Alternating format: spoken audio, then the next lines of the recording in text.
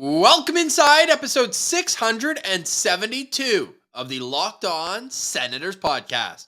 I'm Ross Levitan on the outskirts of enemy territory in Winnipeg, Manitoba, alongside Brandon Piller up in the Blue Mountains on a game day. The Sens are hosting the Buffalo Sabres, but no Craig Anderson? Huh? And it's a Wednesday episode, so you know we got a SensCentral Citizen. He hopped on at the last moment. It's Ibrahim. And he did a great job. Really looking forward to you hearing that. And DJ Smith did what with the lines? That coming up on today's edition of the Locked On Senators podcast. It's your team every day. Your Locked On Senators, your daily podcast on the Ottawa Senators. Part of the Locked On Podcast Network. Your team every day.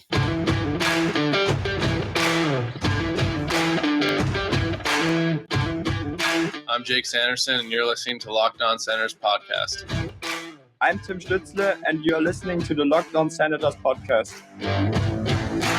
Thank you for making Locked On Senators your first listen on this Wednesday, November 16th. The show is free and available on all platforms, including on YouTube, where the best way you can help the show grow is to like every video by clicking the thumbs up and subscribing to the Locked On Senators channel. Be a friend, tell a friend. The show keeps growing, even though the losses keep piling up. Pilsy, this is a big one for the Ottawa Senators tonight, and DJ Smith has elected to switch up his middle six. Yeah, very interesting line changes here. But Ross, I know we've said this before. Maybe we're getting a little too crazy with the must-wins, but the hockey gods could not align this as a more opportune moment for the Sens to win. You got the Buffalo Sabres, division rivals, kind of like the Sens cousins right now. You know, they're trying to rebuild. They got young talent up in the NHL. The prospects are developed. So we really need to have this all come together. They've lost 6 straight games, the Buffalo Sabres have. They're on the second half of a back-to-back. Last night was Craig Anderson, so we're not having Craig Anderson this game. And the Ottawa Senators are at home this game. They were on the road in the other game. So I know it sounds crazy, but we're declaring this a must-win game. It's a must-win game for the Ottawa Senators. And if this is the definition, we've been having some fun with the whole must-win talk. And yeah, we've seen your comments. Maybe we're being a little much, but let's recap. The home opener, must win. We were there. Of course we're going to label it that. And then if you can't beat Arizona on the first Saturday of the year, things could have fallen apart. Yep. We're feeling good about that. I can't recall what the next one was, but anyways, the last two that we've declared. I think, was it the Canucks? Batherson declared the Canucks one a must No, win. Batherson declared the Jersey one. Oh, right. Well, they got a point. But no, Buffalo's the team ahead of them in the Atlantic Division. Like you said, kind of cousins in the rebuild. Not Dylan Cousins. But when you're looking at what this Buffalo Sabres team has, they're building from the back end. And the Senators are hoping that they can add to the back end. No Artem Zub yet, but he's getting closer.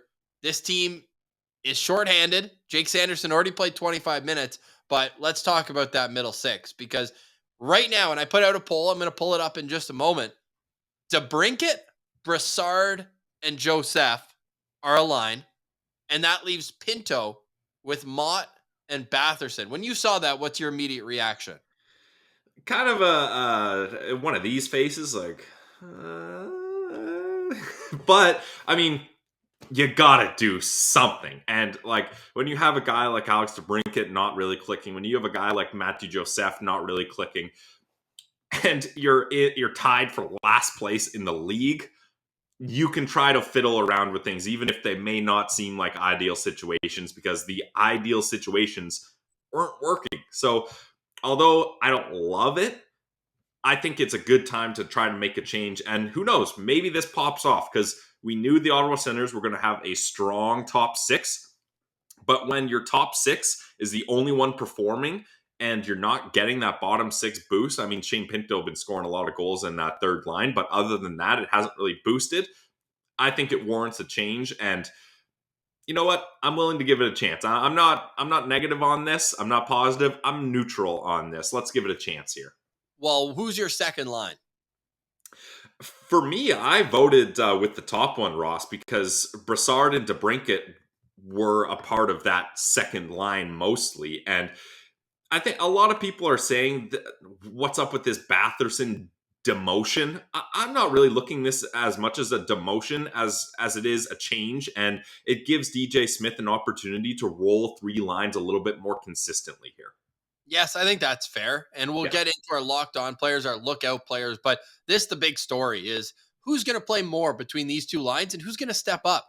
Because Matthew Joseph has been a shell of what we saw at the end of last season when he was point per game through his final 12. I know 8 of those points came against Detroit, but still, he was playing really well and he looked good playing with good players. He was up there with Norris and Kachuk for a portion of the end of last season. But Batherson got a goal against the Islanders, the 5-on-3 goal. Hopefully he can get rolling because he's been a little invisible. And that's not what you want to see of maybe the most talented player on the team in terms of individual skill right now. And yeah, Timmy's going to pass him, but right now, you look at what he can do with the puck on his stick. He needs to do it more consistently. I just wonder what Tyler Motte's going to bring to that line.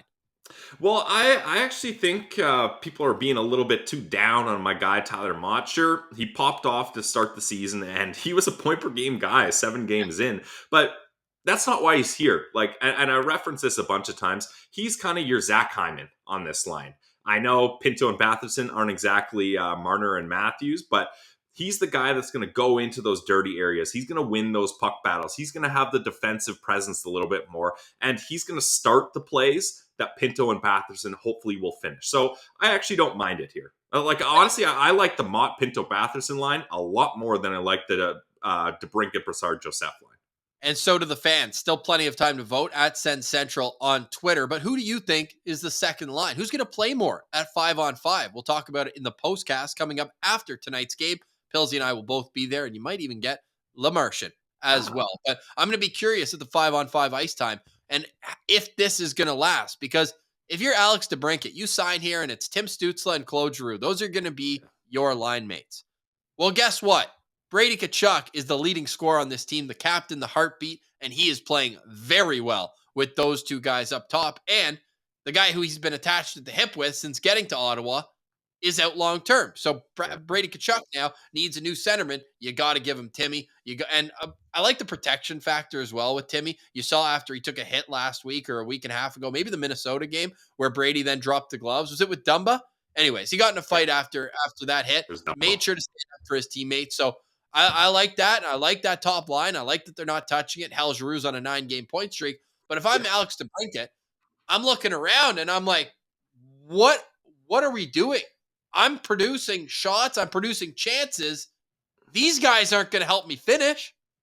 Easy answer. If I'm DJ Smith and DeBrincat comes to my office and says that, I say, well, 2 of your goals are on the power play in the same game. One of them's an empty netter. We brought you in here to score goals. It's not working. We're trying something different. Yeah, I guess there's not a whole lot of options down the middle too, Pills? Well, when you're one of your top 2 centermen and Josh Norris is out, that's what happens, unfortunately. And look, I have a lot of faith in Tim Stützle and Shane Pinto, and Brassard was brought in as an emergency guy. I don't think they were expecting him to play a full 82 games, or not 82, but around 82 games this year. So they're making do with what they've got, unfortunately, with Derek Brassard here. Yeah, well, we'll see what happens tonight. The Senators are hosting the Buffalo Sabres. I'm disappointed that Craig Anderson is not starting. He deserves a proper send-off. But he deserves a proper send-off in Ottawa. Yeah, that's true. But, I mean, we're reaching back into the well from, 3 years ago now? So I get it, but this is a must-win game, Ross. Give me Eric Comrie. We must get Eric Comrie, who's playing against the Senators for the first time. This is a 7 o'clock Eastern puck drop at the Canadian Tire Center. And the Buffalo Sabres, was it the last time they were at the CTC? Correct me if I'm wrong in the comments, but that 5-0 win, Tyler Ennis hat trick. Yeah, I think it was. Yeah. So can we call this a revenge game of sorts for Drake Batherson? I mean, no Aaron Dell, and I think the Buffalo Sabres players kind of disowned Aaron Dell. Like, there was no one sticking up for him, let's just say that, and he was promptly not brought back to the organization. So, Yes and no, because I don't blame the Buffalo Sabres for that. That's solely on Aaron Dell. Like that is a garbage decision by him to do that. So I don't have any ill will towards the Sabres, and I'm not sure if Drake Batherson would either. They are a fun team to watch. We'll have our lookout player locked on and keys to victory coming up after our SensCentral Citizen. Pilsy, quick note as well. Pierre Dorion doubling down on his admiration, I'll call it, for DJ Smith, saying coaching has not been the issue with this team. That was after the GM meetings yesterday in Toronto. Yeah, I mean, I kind of understand that. And I think a lot of people are like, oh, kiss of death, doubling down. He's extra confident. I don't think so. I think truly this is a GM and a coach that have a good relationship. And Dorian said it. Like, if you look at these games, they're close. And I know, before you hop all over me, I know close doesn't count when you're in dead last and you're losing every game by one. It doesn't matter how close you are when that's the result. But you need to practice patience here. Pilsy preaching patience. That unfortunately, that's what you got to do. It's a long season. To make harsh, quick judgments just for the sake of change like that when it's your head coach isn't always the best avenue here. Well, patience is running thin with RFA Alex Formanton. We are exactly 2 weeks away from the deadline where something's got to give. Like, we have to get some sort of news. I don't think anything's going to give. I think it's just we're just going to roll into December 1st, and that's that. Yep. I mean, his agent's probably got something to say about that. Yeah. It's one of those. Nothing new has come out. Yeah, like I have no reason to think otherwise, Ross, right? Yeah, well, he scored a goal in that 5-0 win against Buffalo last January. And when you look at the middle six of this team, Alex Formanton, the hockey player, could help right now. Big time. I mean, you put him on that third line and then move Motte down to the fourth line. That's a major improvement. And we're looking at a fourth line that played awful against the Islanders and hasn't really made an impact since that. Other than Casty, yeah. That initial homestand. Even since, like, Caster's been okay, but after that initial homestand, and you knew it was unsustainable, this guy was like top 2 in the NHL in faceoffs. He was hitting everything. He was even scoring a little bit. He had 2 goals. That fourth line, it needs a shakeup of some sort, and some momentum would be good. If you're going to drop the gloves, create momentum, at least hit everything. They're just chasing the play as a fourth line. So you're right. Like, having a middle six guy like Alex Formanton, the hockey player, would certainly help that. But that'll be a story we'll carry on. When new information comes out, we'll keep you posted. Again, he is the only RFA unsigned right now in the National Hockey League. All right, let's get to our SensCentral Citizen. Pilsy, you got a word from one of our favorite sponsors. Yes, I do, and it's one of my favorite sponsors specifically because when I'm looking for a nice, tasty treat, yeah, I want to go for those candy bars, but why not have a candy bar that is delicious also? You guys know what I'm talking about. It's Built Bar, the protein bar that tastes like a candy bar. And why I love Built Bar over other competitions is some of these protein bars, you can tell they're protein bars. They don't taste great. They're so dense. They're hard to chew. You need a fork and knife to get through them. The flavors are terrible. Nuh-uh. Not Built Bar. They find out a way to make it delicious. Then they say, hey, how do we make this healthy as well? Perfect example, the Built Puffs. It's a candy bar covered in chocolate with marshmallow inside. Yeah, that can't be healthy. Wrong. It's protein-infused marshmallow. It's healthy. It's got lots of protein and fiber and not a lot of calories and not a lot of sugar. It is delicious. And my favorite thing about Built Bar is they're a fun company. Every time there's seasonal changes, they're coming up with new flavors. Ross, listen to these 3 flavors we got. We got Candy Cane Brownie. That's an original Built Bar. Then we got Candy Cane Brownie Puff. So mixing candy canes with brownies and marshmallows. You love that. And then a final third seasonal one, White Chocolate Peppermint Granola Bar. Yes, they got granola bars too. So if that doesn't tickle your fancy, they have so many other flavors to try. And we recommend getting the mix box because you're going to love all these flavors. I promise you. And buy them at Built.com. And then hide them. So your roommates, your partners, your family, so they don't get them because you're going to want them all for yourself. And there's an easy way to do that. Go to Built.com, use promo code LOCKEDON15, and you're going to get 15% off your next order. One more time, guys, head to Built.com, use promo code LOCKEDON15 and get 15% off your next order. It's Built Bar, the protein bar that tastes like a candy bar. All right, let's get to this week's SensCentral Citizen. It's Ibrahim. All right, we now welcome on this week's SensCentral Citizen. It's _Sens fan. You can follow him on Twitter at _Sens fan 24. Ibrahim, welcome to Locked On Senators. How are you doing today? Awesome. Thanks for having me, guys. I really appreciate it. Man, we appreciate you. Where are we talking to you from right now? Yeah, I'm out here in Ottawa, local guy. So yeah, amazing. Near the rink, if I'm not mistaken. Yeah, I'm a drive. I'm not a walk away. I'm not as, but yeah, I'm definitely a drive, 5 to 10 minute drive away. So really, I get a lot of games, boots on the ground, as our boy Marsha would say. Oh, absolutely. I mean, not many people are a walk away from the CTC, unfortunately. But hey, Ibrahim, so we got to start this off like we start off every SensCentral segment. How'd you become a Sens fan? Yeah, so I kind of came right after Alfie got traded. Actually, one of my buddies, he was a big Sens fan since he was younger and all that. And I remember just, he was devastated when Alfie obviously got, was shipped out. So I kind of came in at that time and, just kind of started watching. I actually was a Bruins fan, unfortunately, to start off there in 2013 when, Chicago kind of took it to them in the Game 7 and all that. But then I started watching the Sens more and more, and I really was a big fan of them. Funny enough, actually, I actually became a hockey fan because of Chris Neil. So I actually, my friend just showed me a couple of his hits. He's like, "Here, you want to watch a compilation of hockey hits?" I was like, "Yeah, sure." And there was Neil, just throwing the body and stuff like that. So then I just started watching hockey. Was a big fan of Carl, obviously, and Stoney as well. So that was pretty much where it started. So the second season, then, if it was right after Alfredson left, would have been the Hamburglar run. Were you just I was younger as well, so I was very devastated when they lost that to Montreal. But it was just just an amazing, while we were watching every game with my buddies, just constantly like, okay, are they going to win this game? Are they going to win this game? And they just managed to start winning all these games. And then there he was being up the burger. And I remember Curtis Lazar at that time. That guy was just hilarious. I love that guy. So that's where it kind of started for me. Yeah. That's awesome. Yeah. You're just waiting for the other shoe to drop. Like, they can't win their 10th in a row, can they? Yeah. I was just like, what is going on here? This is amazing. Sign me up for this. That was awesome. So this one is going to be a little bit tighter because you just became a fan before kind of the glory days of the playoffs. But in 2017, was the Bruins series or the Rangers series? Which one did you prefer? It's hard to say. I really like the Rangers series. I think the games were just so much more like we had that Pajot where they just scores 4 goals out of nowhere. That was amazing. That chicken parm really before the game set ended. But 2 chicken parm. Two chicken parms. Oh yeah, that's right.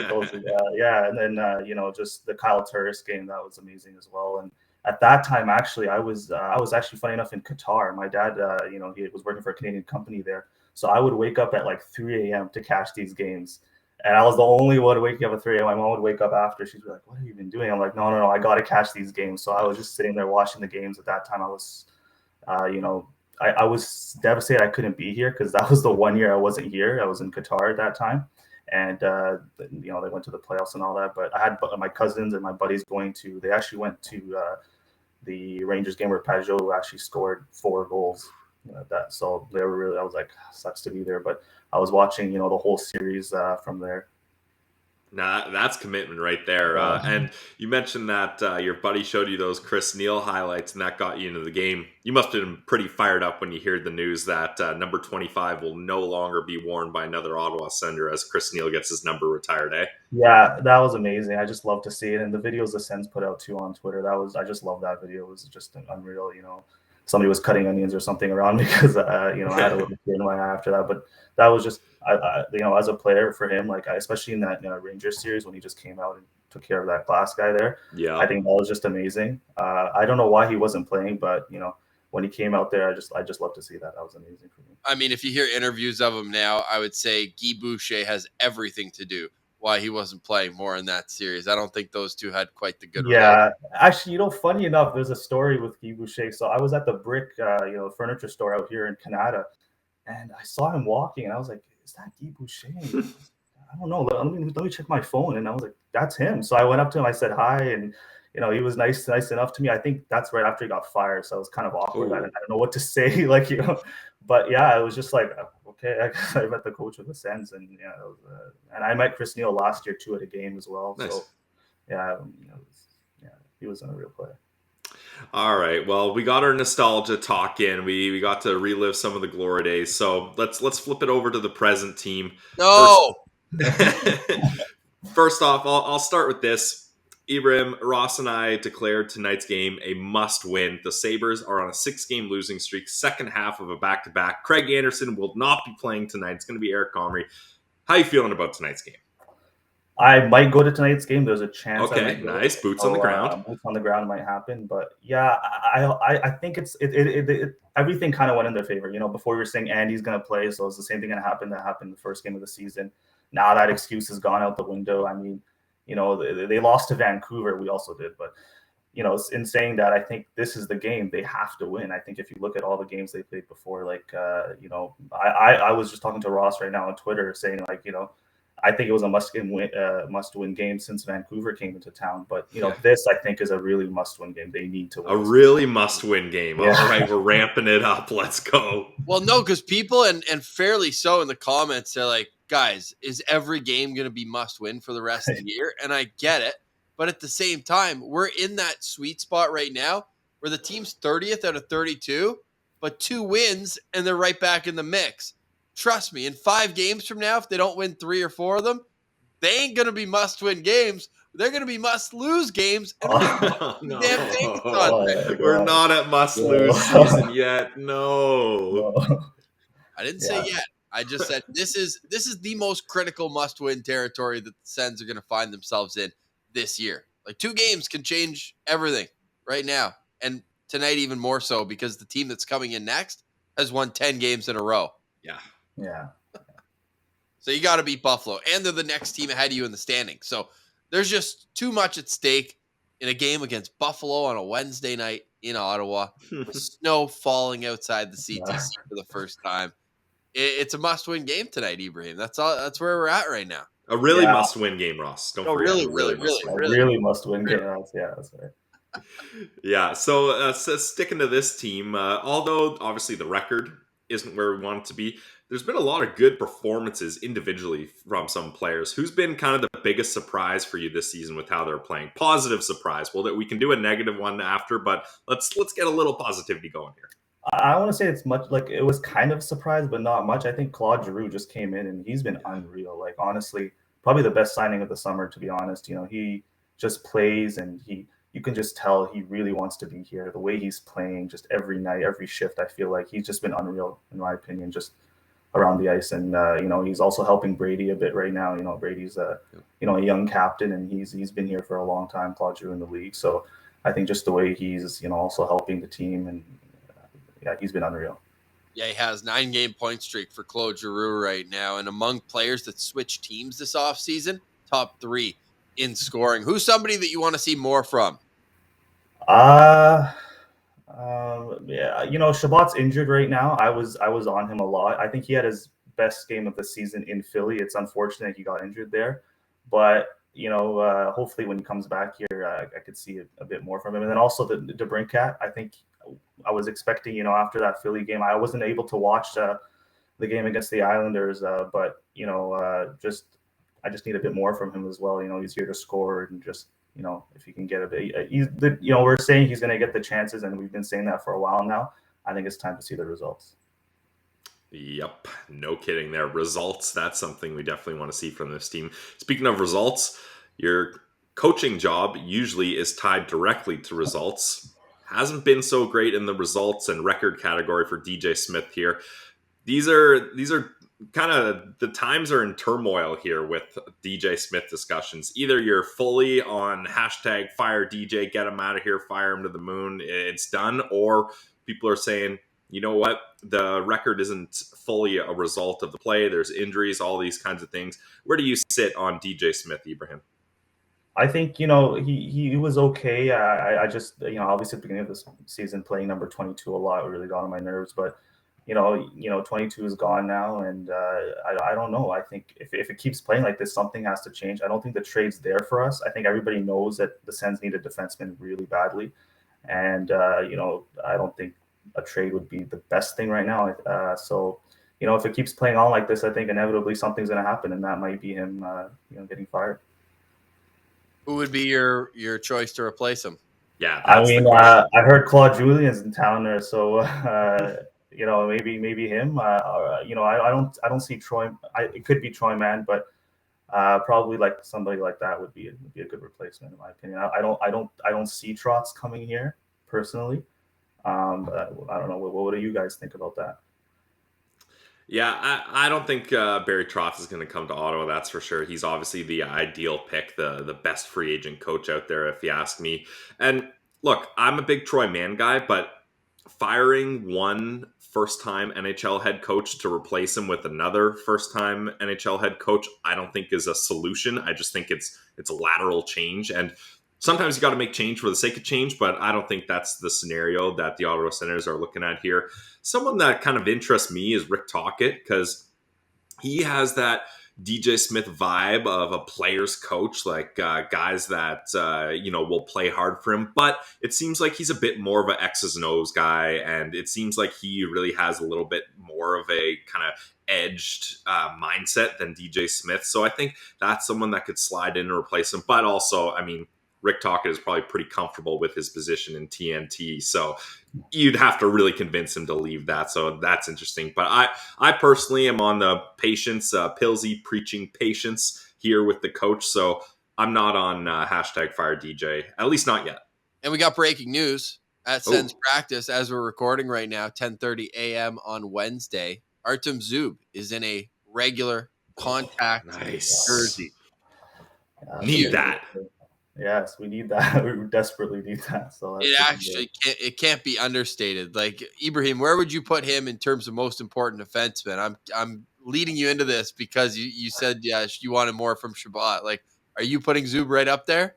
Yeah, 100%. I mean, I just love the guy, anyways. But yeah, I think honestly, he's our best defensive defenseman. And when you lose someone like that, we have a thin lineup back there. So I think, losing him was just devastating, and you can just see how bad it is for. And when Sanderson, who hasn't even played 20 games, is your number one defenseman, playing 25 minutes a night, sheesh. Yeah, it's just that's you don't want to see that. I mean, yeah, honestly, he's unreal. I love to see that, but at the same time, you want to have a veteran defenseman, and Zub is kind of our best defensive defenseman right now. Well, Zub is on the outside looking in still. His line rushes have now been tweeted out. Ibrahim, let's go through these with you then, because there's one major change I want to get to. The middle six is seeing a bit of a shakeup. It's going to be Pinto, Batherson, and Motte, and Brassard, DeBrincat, and Mathieu Joseph. What do you think about that alignment? It's an interesting lineup. I guess DJ's trying to shake things up there. I've been with Pilsy here on Mathieu Joseph. He hasn't been the best, this season. I'd like to see more from him. And, Derek Brassard, I was a big fan when they signed him. I was like, yeah, I know Meth has been preaching about him a lot. So, but to be honest, he was all right, but, I'm kind of losing patience with him. But, just shake things up, I guess. I'm not a big fan of it per se, but yeah. Yeah, at least it's something different. Yeah. You can't just trot out the exact same lineup game after game when you lose 8 out of 9. And I know injuries are a factor, but every team's dealing with them. That's why I don't think it's fair to really, feel bad for yourselves and fold the tent when guys go down. You need others to step up. Right after we finish this segment, Pilsy and I are going to give our locked on and lookout players, but you might have boots on the ground. Ibrahim, who are you locked on to for tonight's game? I'm gonna be locked on to Timmy. He's been really good this season. Times at the beginning, I don't think he was playing at his best, but I'm starting to see I feel like he just needs a little bit of boost right now, and then he's gonna explode, and we're gonna see just the Timmy that we saw at the back of last season, the back of the last half of the season last year. So I think I just love when he just skates out there. He's so fast. In real time, I just sit there and I'm like, okay, where did he go now? So I think I'm locked onto him this game. I think I'm waiting to see. I like that. And I just pulled it up. I didn't realize he has 4 multi-point games in his last 6. Yeah, Timmy's quietly been Pretty solid. Yeah. That's impressive. He's also got 6 multi-point games on the season in 15 okay. games. Yeah. Yeah, I saw that stat awesome. Ross put out there. He was it the first 100-point player since 2019? That's unreal. I love to see that. So Yeah. he's been really good. Yeah, Jack Hughes has it, but nobody else from 2019, 2020, Wow, 2021, any draft class from the year before him even. Super impressive start to Timmy. Pills, you got a final question for Ibrahim? Yeah, I do. So I'm not sure what your jersey collection looks like right now, Ibrahim, but if you're picking a jersey, who is the player you're going to get, and what style of jersey are you going to get? What's the combo, player and color here? Well, I gotta do the Zoob jersey, man. I just love Nice. that guy. Okay. Yeah. Yeah, I'd probably just do the home jersey. I really like just how it is. It's really, really clean. I really liked when they got it back last year. So I really love that jersey. I think that's what I would go with. Nice. All right, I like that. That's all. And which one? Did you like the reverse retro? Do you like the black, the white, or are you going with one of the old ones? I think I like the black. I wasn't the biggest fan of the reverse this year. I think it's all right. It's definitely better than some of the other ones I've seen. But yeah, I'd probably just get the regular home jersey, the black one.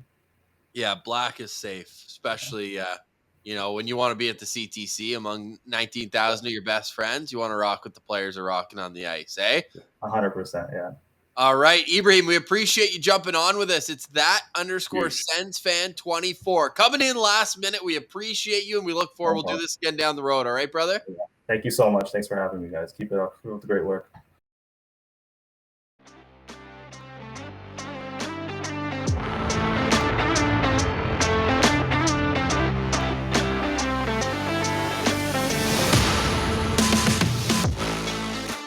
All right, you're locked on Senators. Thank you to Ibrahim for joining us as this week's SensCentral Citizen on short notice, nonetheless. So we appreciate him.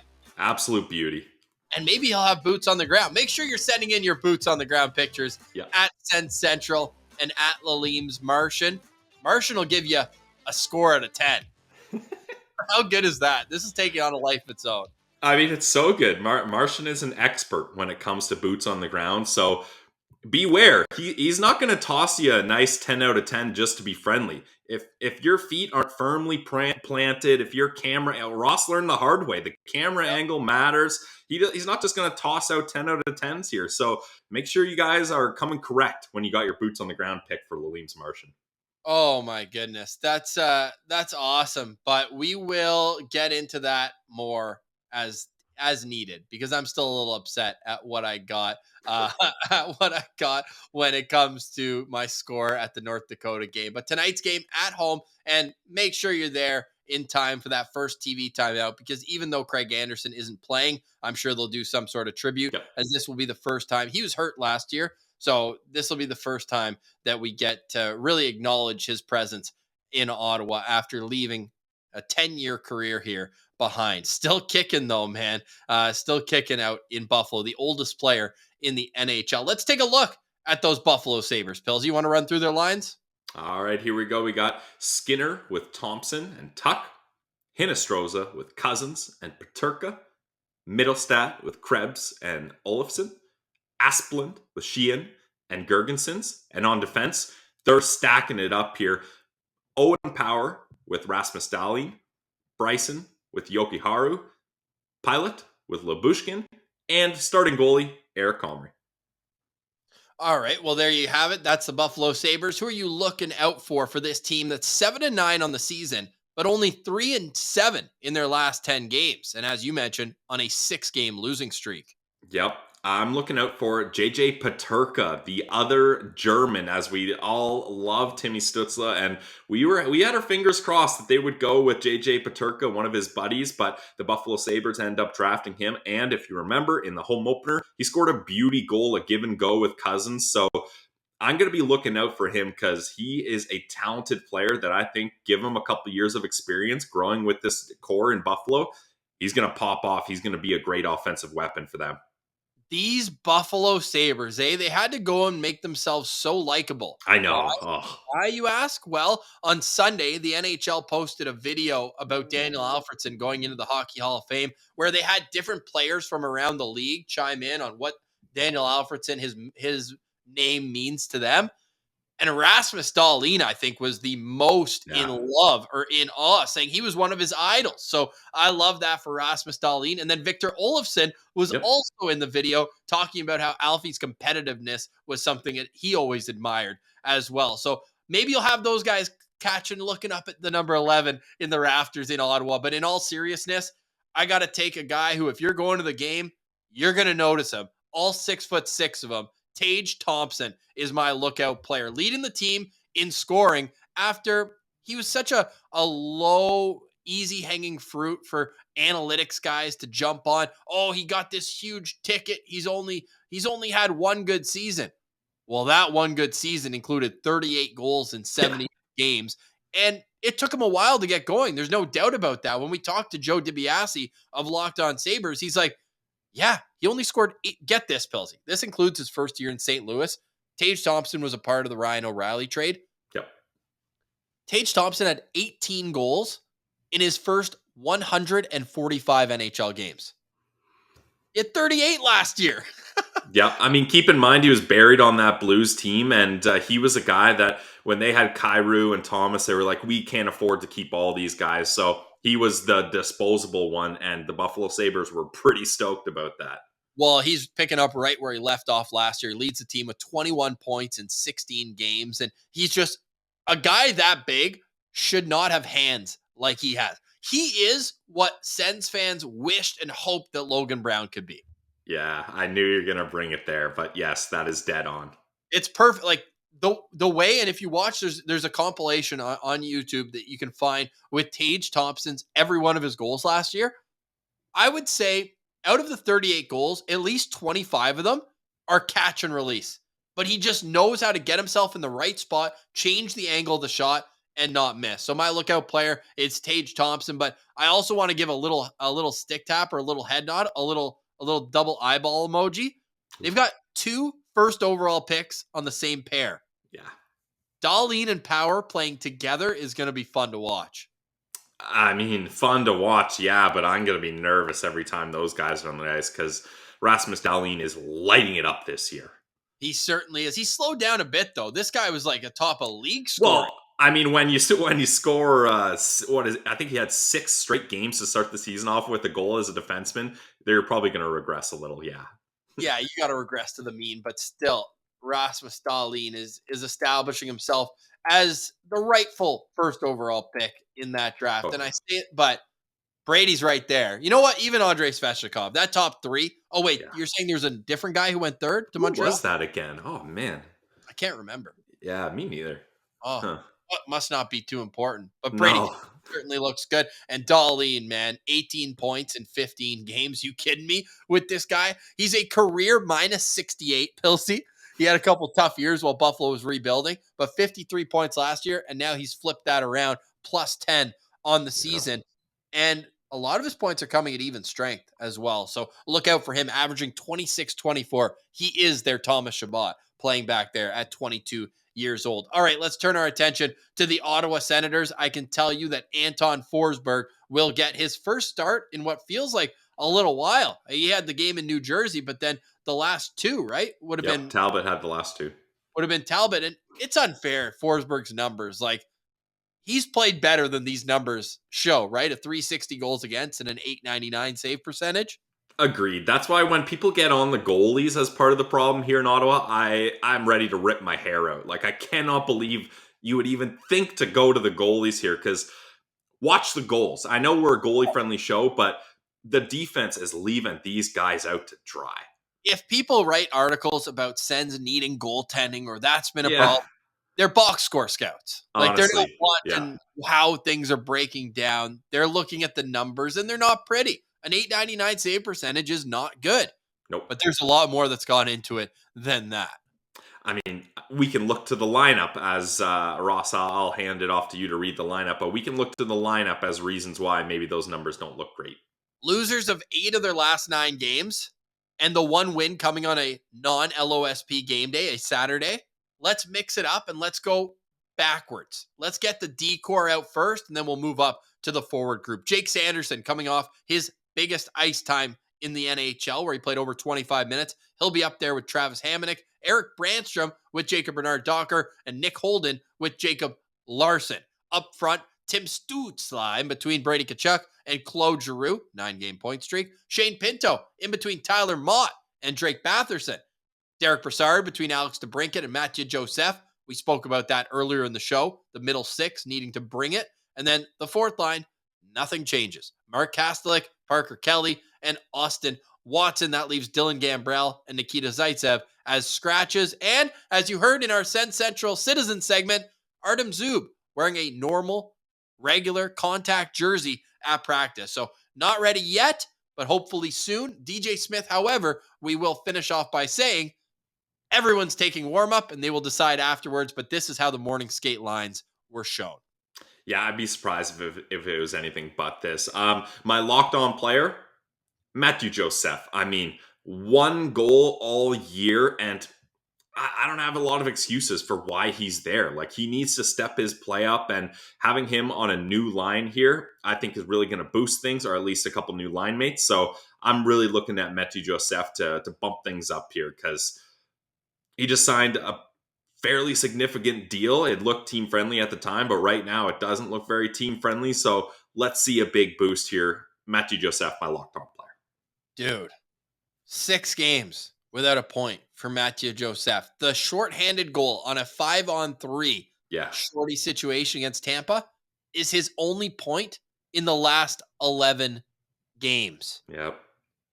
He's got 1 goal. Gotta be better on the season, and those 2 assists each came in the first 2 home games of the year. So we'll see what he can do. He's been averaging 14-24 per game, but again, we know a lot of that comes in shorthanded situations. I like that for you though, Pilsy, because I think that DeBrincat, I just have a good feeling about Alex DeBrincat, but I'm going to go to the top line, the line that has no issues producing offense for this team. And I might not go where you think I will, but before I give you my locked on player, I just want to remind everyone that I had Claude Giroux over 77 points this year, and he's on pace for 93. Just saying. However, Tim Stützle, who was the locked-on player for our friend Ibrahim, is on a little bit of a heater, and I think it's gone undetected a little bit. 9 points in his last 6 games for Tim Stützle. So I'm seeing that. It's looking good. However, he still needs to improve a little bit in his own zone. So I'm going to be specifically watching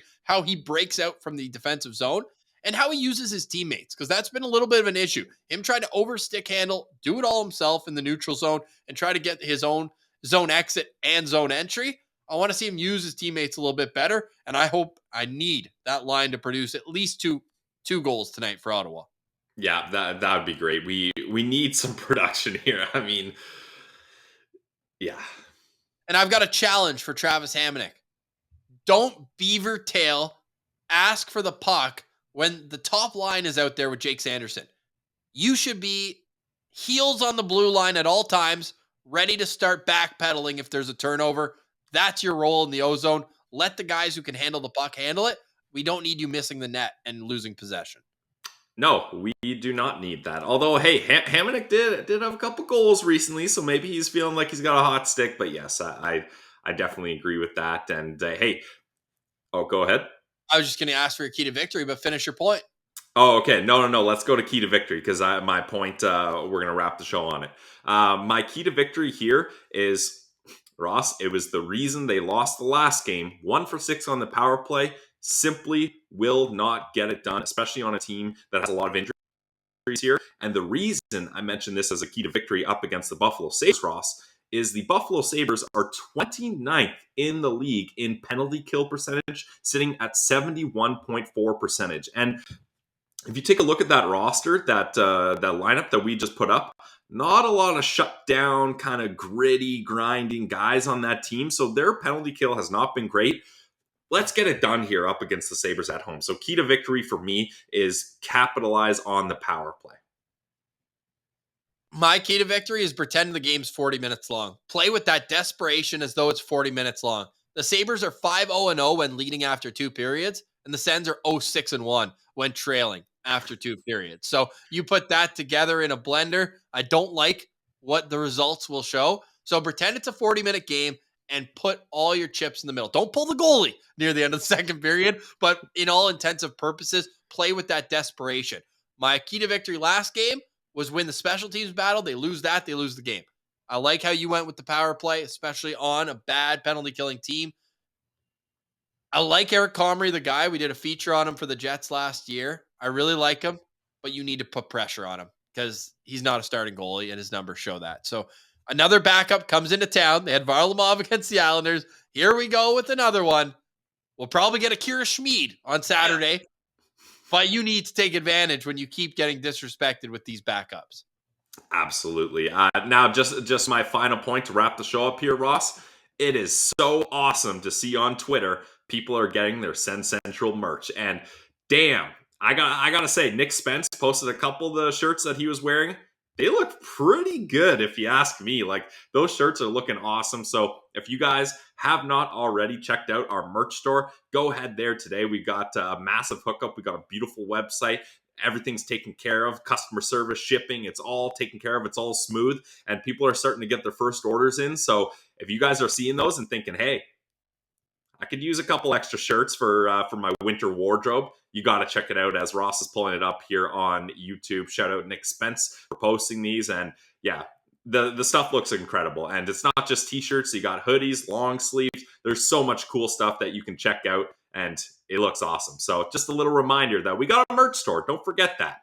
Oh, yeah. Our boy Pat mixing it up with the Citizen shirt. Hey, yeah. Pat, you can unmirror that photo. Come on, you're too handsome to be mirroring that photo. But no, it looks good. And we're sending some to a few of the Belleville boys as well. So we're looking forward to seeing that rock. Ours is still in the mail. Otherwise, you'll be seeing us rocking that as well. You're also going to be seeing us rocking some new sponsor gear coming up in the next couple of weeks. Really fired up of what's to come here with Locked On Senators. It's a must-win game tonight, though, Pillsy. It's a must-win game for the Ottawa Senators. No excuses. You're playing a beat and battered Sabres team. Yeah, they might be desperate, but you have to have fresh legs. After a 5:30 game on Monday, you've been sitting at home ever since. You've been practicing. Buffalo played Vancouver last night. Got in probably at 2 a.m. as well. So must-win game.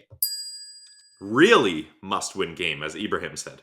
And this is our last time saying must win, unless they win, and then maybe later on in the season. But it really feels like if they lose this game in regulation at home, there's no hope. Yeah, there's not a lot of hope. Hope is, well, people say eternal. I don't know. Any final thoughts? Final thoughts is keep those tankathon spinners out of here. Get it out of here. I don't want to see that garbage, Ross. God. All right, we'll see what the fans want in the postcast, though. For Brandon Piller, I'm Ross Levitan. This has been the Locked On Senators podcast, your team every day.